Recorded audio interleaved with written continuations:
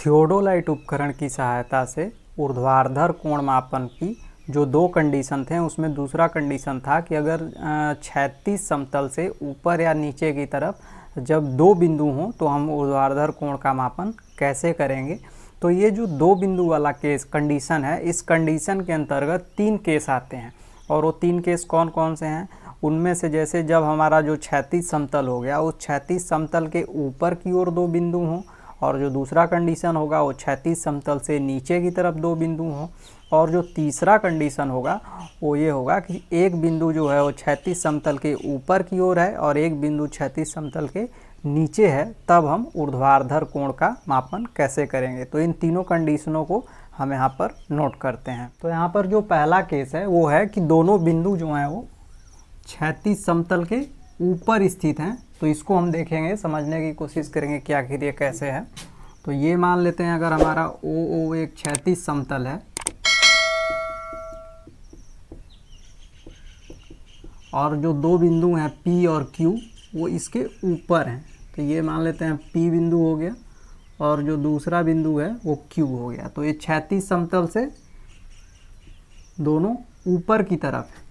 और जो दूसरा कंडीशन कह रहा है कि दोनों बिंदु क्षैतिज समतल के नीचे हैं, अर्थात ये हमारा कुछ ओ क्षैतिज समतल हो गया, क्षैतिज समतल, और ये जो दोनों बिंदु हैं वो कहाँ हैं, नीचे की ओर हैं। तो ये मान लेते हैं हमारा P हो गया, ये Q हो गया, तो यहाँ से और यहाँ से ये हो गया। और जो तीसरा कंडीशन है वो एक बिंदु जो है वो ऊपर की ओर है और एक बिंदु जो है वो नीचे स्थित है। अर्थात अगर हमारा ये क्षैतिज समतल है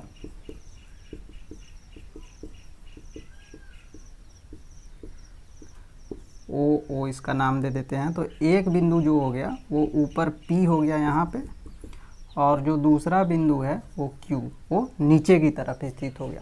तो ये तीन केस हैं और इन तीनों केसों में हम ऊर्ध्वाधर कोण का मापन कैसे करेंगे इनको हम देखने वाले हैं यहाँ। तो इस केस में जब दोनों बिंदु क्षैतिज समतल के ऊपर स्थित हैं तब हम ऊर्ध्वाधर कोण का मापन कैसे करेंगे वो हम यहाँ पर देखने वाले हैं।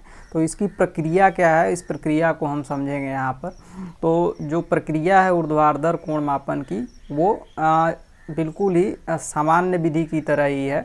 इसमें क्या करते हैं कि सबसे पहले हम अपना जो थियोडोलाइट उपकरण है उसको बिंदु O पर स्थापित करते हैं, जो हमारा स्टेशन बिंदु है उसका समतलन का कार्य करेंगे और फिर केंद्रण का भी साथ साथ कार्य करेंगे। इन दोनों कार्यों के करने के पश्चात हम जो हमारा ऊर्ध्वाधर चक्री है और ऊर्ध्वाधर चक्री में जो C और D वर्नियर जो रहता है उसको ऊर्ध्वाधर चक्री के 0 0 पर हम सेट कर देते हैं। पहले लगभग में सेट करेंगे, फिर उसको शुद्धता से सेट करेंगे, फिर उसका पाठ्यांक चेक करेंगे और पाठ्यांक चेक करेंगे तो एक का पाठ्यांक 0 डिग्री दूसरे का 180 डिग्री बताएगा।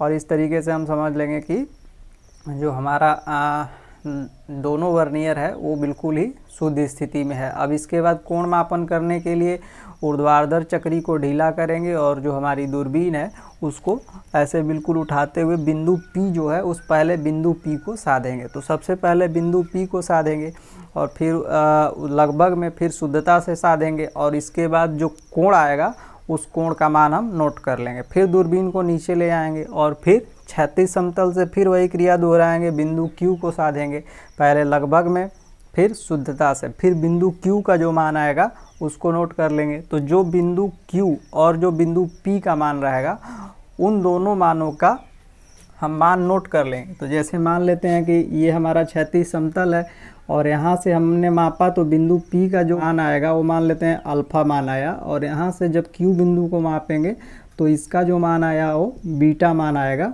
तो अल्फा मान और जो बीटा मान है ये दोनों, तो अल्फा जो हो गया क्षैतिज समतल से पूरा कोण हो गया यहाँ तक का, तो ये कोण बड़ा है, और यहाँ से जो Q को जब हम माप रहे हैं तो ये कोण का मान छोटा है। तो जाहिर सी बात है अल्फा में से बीटा का मान जब घटा देंगे तो ये दोनों P और Q के बीच का जो कोण है वो कोण का मान हमको प्राप्त हो जाएगा। तो P तथा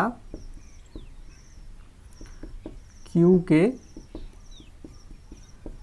बीच का मान हमको इन दोनों के मानों को घटाने से मिलेगा।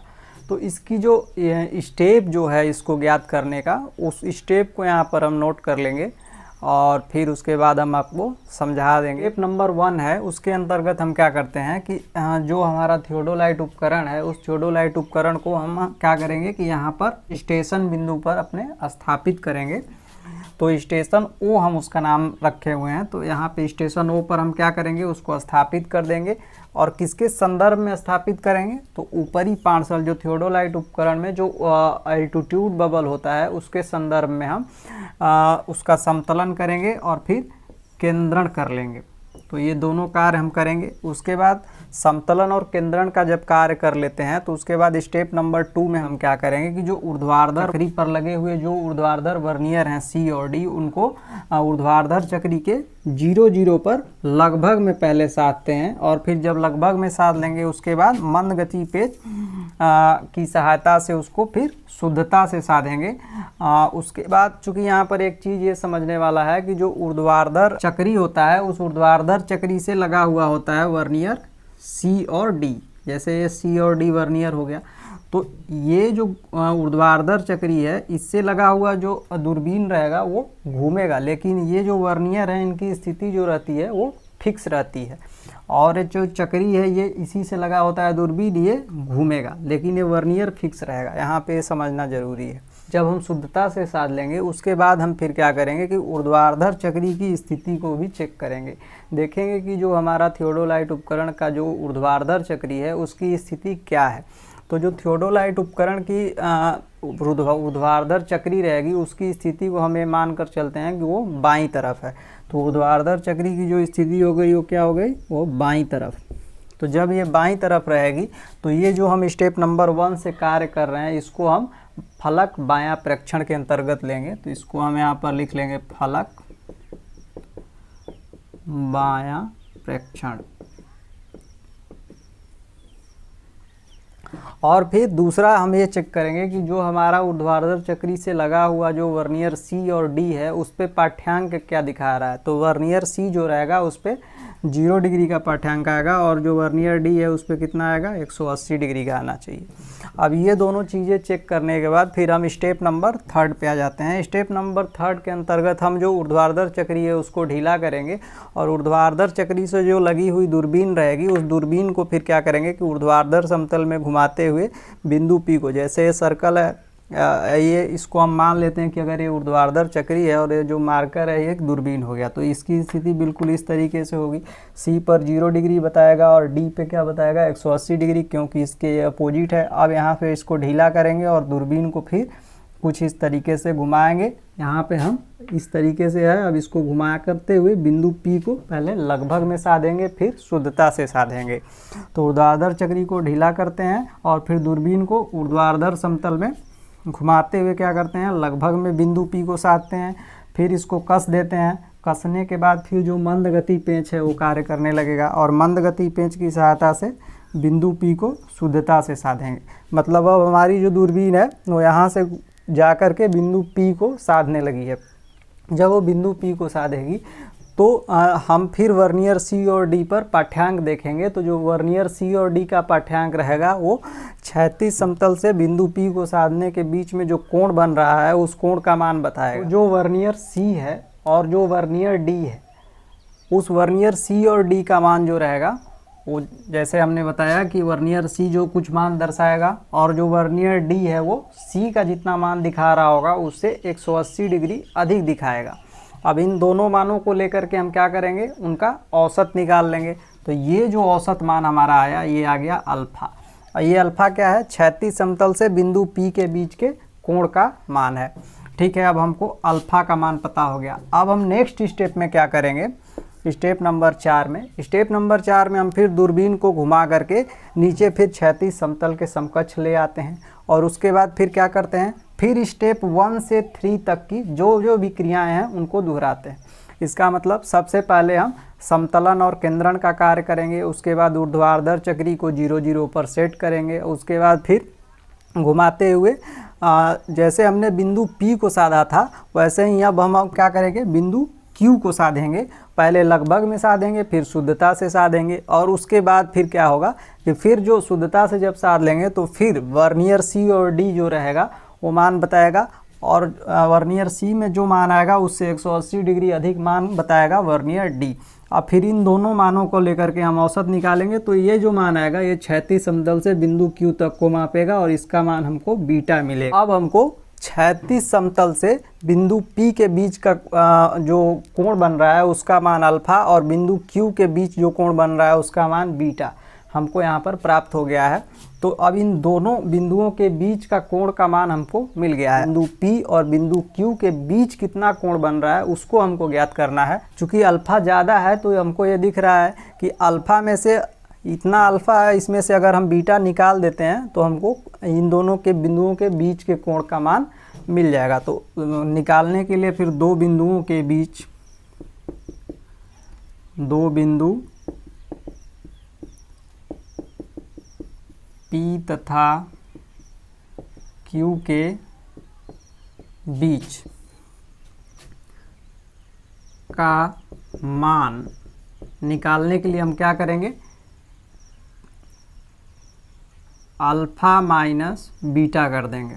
तो अल्फ़ा माइनस जब हम बीटा कर देते हैं तो ये हमको दो बिंदुओं के बीच का मान आ जाता है। ये जो अल्फ़ा माइनस बीटा है ये फेस लेफ्ट ऑब्जर्वेशन अर्थात फलक दायां प्रेक्षण के अंतर्गत आएगा। तो इसको हम यहाँ पर फेस लेफ्ट ऑब्जर्वेशन लिख देंगे। और अधिक शुद्ध रूप से मान ज्ञात करने के लिए हम क्या करेंगे कि जो थियोडोलाइट उपकरण है उसका फलक चेंज करेंगे। फलक कैसे चेंज करते हैं, फलक चेंज करने के लिए हम जो ऊर्ध्वाधर चक्री है उसकी स्थिति अगर बाईं तरफ है तो दाईं तरफ ले आते हैं। तो बाईं से दाईं तरफ ले आने के लिए हमको दो कार्य करने होते हैं। उनमें से जो सबसे पहला कार्य होता है कि दूरबीन जो है उस दूरबीन को 180 डिग्री ऊर्ध्वाधर समतल में घुमा देते हैं, और जो दूसरा कार्य होता है वो थियोडोलाइट उपकरण को क्षैतिज समतल में 180 डिग्री घुमा देते हैं। तो इन दोनों कार्यों को करने के बाद फलक चेंज हो जाएगा। फलक चेंज करने के बाद फिर जो स्टेप नंबर 5 है वो परफॉर्म करेंगे। तो स्टेप नंबर 5 की जो क्रिया है ये आ जाएगी फेस राइट ऑब्जर्वेशन, इसको हिंदी में ही लिख देते हैं, फलक दायां प्रेक्षण। फलक दायां प्रेक्षण के अंतर्गत स्टेप नंबर 5 आ जाएगा। तो स्टेप नंबर 5 में हम एग्ज़ाम में लिखने के लिए लिख सकते हैं, क्योंकि इसमें हम पहले समझते हैं कि क्या कार्य करते हैं। जो भी कार्य हमने स्टेप नंबर 1 से 4 तक किया है वो सभी स्टेपों को हम पुनः वैसे ही दोहराएंगे।